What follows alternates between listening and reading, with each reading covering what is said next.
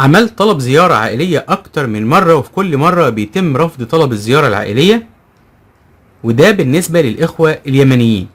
في سبب بدأت الخارجية السعودية في تطبيقه على اليمنيين، وده بيخلي الطلب بيترفض، وأصبح هناك كوتا لكل مقيم يمني موجود داخل المملكة. والكلام ده بناء على تجارب حقيقية حصلت خلال الأسبوعين اللي فاتوا دول. هقولك على كل حاجة بالتفصيل، ركز معايا علشان تعرف تتفادى خطأ زي ده وفلوسك ما تروحش عليك. ولكن في البداية ما تنساش اللايك الجميل والاشتراك في القناة علشان يوصلك كل جديد أول بأول.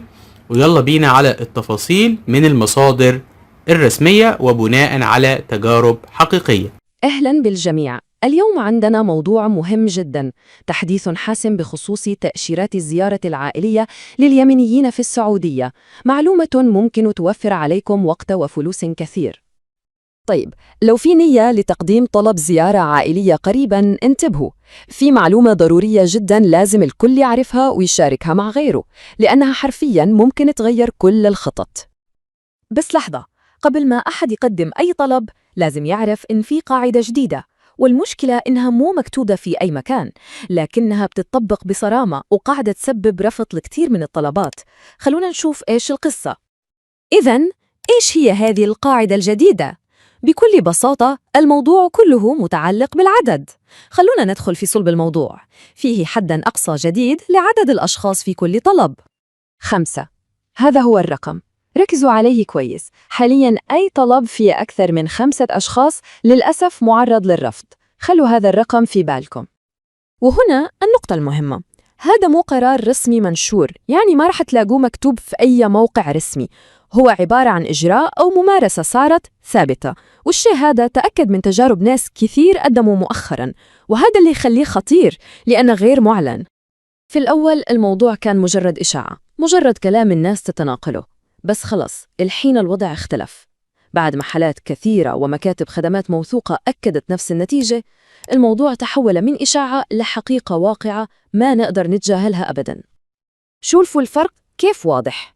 لو الطلب فيه 5 أشخاص أو أقل، الأمور تمشي تمام. لكن لو الطلب فيه 6 أو 7 أو أكثر، هنا ندخل في مشكلة اسمها الرفض الجزئي. يعني إيش؟ يعني يوافقوا على 5 ويرفضوا الباقي. وهنا تبدأ المشكلة الحقيقية. طيب، لو أحد تجاهل هذه القاعدة وقدم لأكثر من 5 أشخاص، إيش هي العواقب الفعلية؟ خلونا نشوف بالضبط إيش اللي يصير. الموضوع أكبر من مجرد تأخير أو إزعاج. تخيلوا معي الموقف، يجي رفض لأهم شخص في العائلة، مثلاً الزوجة أو الأم، بينما تنقبض تأشيرات الأولاد. طيب، أول شيء، كل الفلوس اللي اندفعت للرسوم راحت على الفاضي لأنها غير مستردة. والأسوأ من كده، لازم انتظار شهر كامل عشان التقديم مرة ثانية للشخص اللي اترفض، يعني تأخير وخسارة فلوس وضغط نفسي وإحباط كبير. عشان تتضح الصورة أكتر، خلونا نتكلم بالأرقام. رسوم الشخص الواحد حوالي 700 ريال، يعني لو قدمت طلب ل6 أشخاص واترفض منهم بس شخص واحد أو 2، ممكن الخسارة توصل لآلاف الريالات اللي راحت بدون أي فايدة. خسارة مالية كبيرة ومحبطة جداً.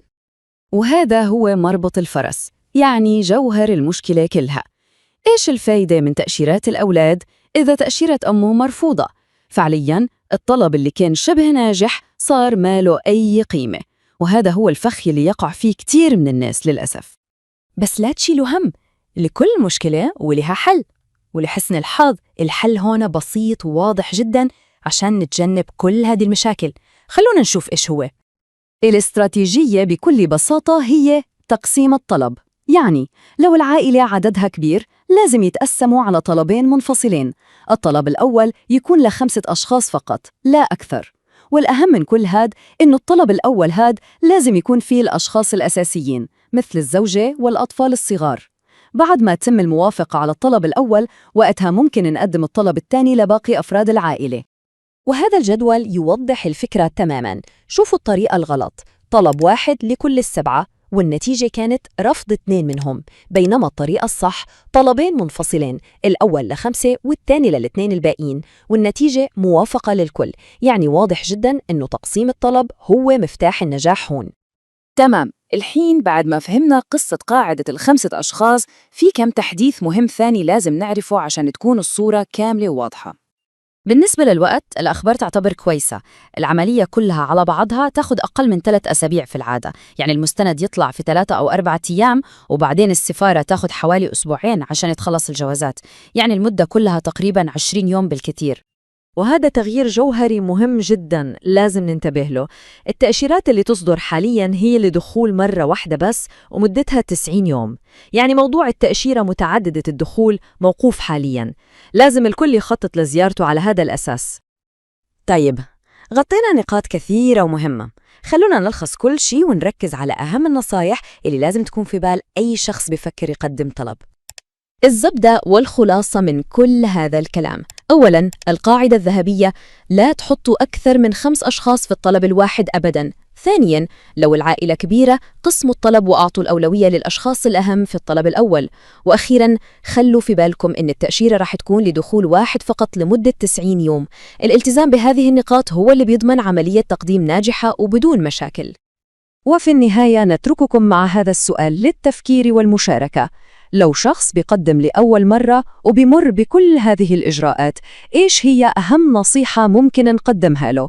مشاركة التجارب مهمة جداً عشان الكل يستفيد. شاركونا آراءكم.